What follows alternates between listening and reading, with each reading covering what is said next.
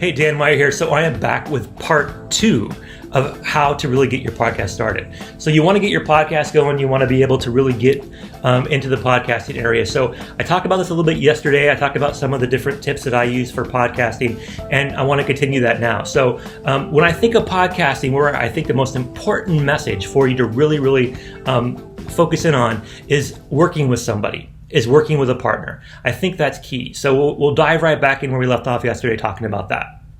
I've thought a lot about having people on this with me. I've done a couple podcasts with a couple partners to kind of play around with the idea of co-hosting podcasts. But what I do best really is my teacher in me, right? I'm in front of a group of people and I talk about what I think they need to know based on my experience and my knowledge and what's important out there. What are the things they need to know to be successful in whatever presentation topic I'm talking about? This one's podcasting, right? So if I was going to podcast with a co-host, it would help me because I would be able to prepare better.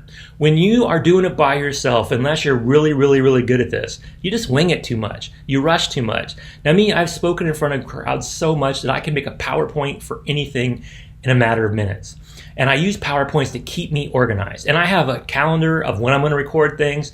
I have a publishing content calendar, when things are going to go out. And all this is run by a VA. I haven't mentioned this yet, but every slide you're looking at, the intro and outro music that started, the fact you're seeing it on YouTube or across social media, that's all a virtual assistant. I didn't do anything. I just recorded this talk. That's it. So being prepared, having somebody help you, a co-host, especially if you're not really sure exactly how you want to go with your podcast, a co-host can help. Somebody who's got something in common with you, where you gel, but also somebody that can help keep you balanced. Having a co-host also helps you keep committed because you don't want to let somebody else down. And you're more likely to keep your schedule and your content calendar going when you have somebody kind of pushing you. Again, I've been doing this a long time, so I'm pretty self-motivated. But don't feel like, if you're on your own and you're kind of like falling behind, maybe a co-host will help. It also is good to have shared experiences, right? I talk about storytelling. I can tell you all my stories all day, but it's more powerful if you have multiple stories to choose from, right? Multiple experiences that can be shared. And sometimes when you build those shared experiences together, it makes it even more exciting, right? And then co-hosts are fun, right? Most of the funnest podcasts, the ones I listen to, where I really like the back and forth between the hosts, is a big part of it. I'm going to mention a couple of my friends, Angel and Tina, the Angel and Tina Morning Show on Facebook and on YouTube every day. They're two of my best friends, and they are really different in some ways, but they work really well together when they're on screen, when they're doing their morning radio show, which is actually through the internet. It also gets shared across different TV platforms like Sounder TV and it's on YouTube. But partnerships really work well, especially if you're trying to keep an audience coming back every day.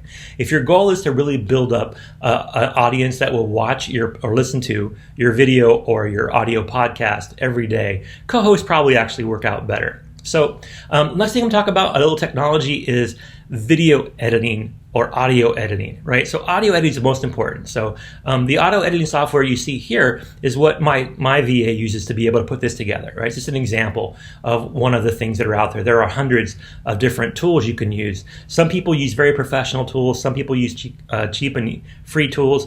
It really only matters based on how you feel you have to be on the scale of done to perfect, right? If it has to be done, as long as people can hear it, understand it, it's cool. Perfect means you want to put some professionalism in it. You want to make sure that it's a little more polished. Then you use some of these video editing softwares.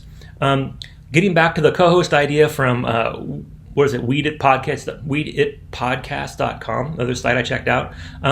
When you have co-hosts, they really help you be more successful. So I want to think about that when it comes to video editing software, especially if you're going to be in different physical locations. This is where a VA really comes in handy, right? This is where a virtual assistant can really make a difference because they can be the ones to take the recording and splice it and make, different pieces out of it where it's not just you two talking back and forth, but you can actually do some things like the two of you talking side by side, one going back and forth, one to the other. If you have a guest, you can mix that in.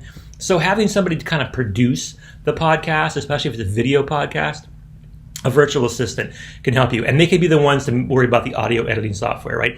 I don't even know how to do it, to be honest with you. I played with a few things like InShot, and I can't remember all the names of the different softwares I've used, but really audio and video editing softwares are the realm of my team, not me. I delegate the need to be experts on things like that. The last thing I'll mention is podcast host, right? And a podcast host, it can be anywhere. It's really where your audience is. So who do you want to have watch your podcast or listen to your podcast? That's what you should think about before you decide a host. You can host things on iTunes. You can have a podcast there. You can have a podcast on Google Podcasts. You can use things like Anchor, which is a really popular one. For me, I just want to put it on YouTube, right? And I want to share it across social media. It's part of my marketing plan, right? I drive a lot of my marketing messaging, which you're seeing here, which this video is part of, on YouTube, because I think that's where my audience is. And my audience is made up of two different groups. Group number one are the people I want to do business with, my clients. They are mostly on Facebook. So creating a short, simple YouTube video I can share across Facebook, across different Facebook groups, across business pages, is really a good way for me to be able to drive traffic. I also want to attract people that work for me, people that would be my VAs. And those people are on YouTube a lot as well. So having YouTube as my primary tool for my podcast is what works for me. But again, if you want to do just audio podcasts, if you want to get into podcasting, there are some great places. You check it out based on the audience that you're looking to talk to. So that's my talk today, right? Nothing too crazy. Just wanted to share with you my thoughts on podcasting. If you're thinking about it, these are some things to consider, right? That helps you be more consistent, have more clarity, and develop a sense of certainty among your audience. If you want help in doing that, to make sure your podcasts are consistent in their look and feel, in the sound, in the quality, in the way, in how they're delivered, and how people experience them, a VA can help manage that for you. They can manage the project aspect of podcasting.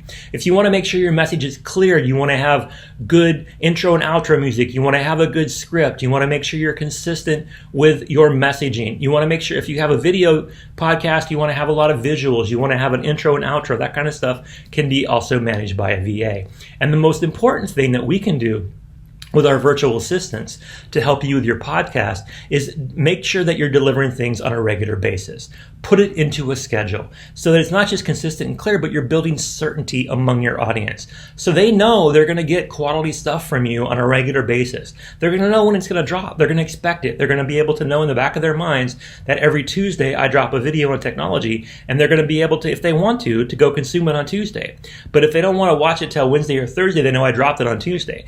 That sense of certainty that they're going to get a quality talk from me about technology on a regular basis helps me build up my audience. That's mostly a VA working behind the scenes to do everything, like I said, except for talking to you, which I'm doing right now. So that's my talk for today. I want you to remember our motto: focus on what you do best by hiring for all the rest. That's what a VA does. So go to sonicva.com. If you want to learn more, drop a comment below and we'll get back to you. Just let us know some of the things that you're thinking of outsourcing, thinking of delegating to somebody else to do.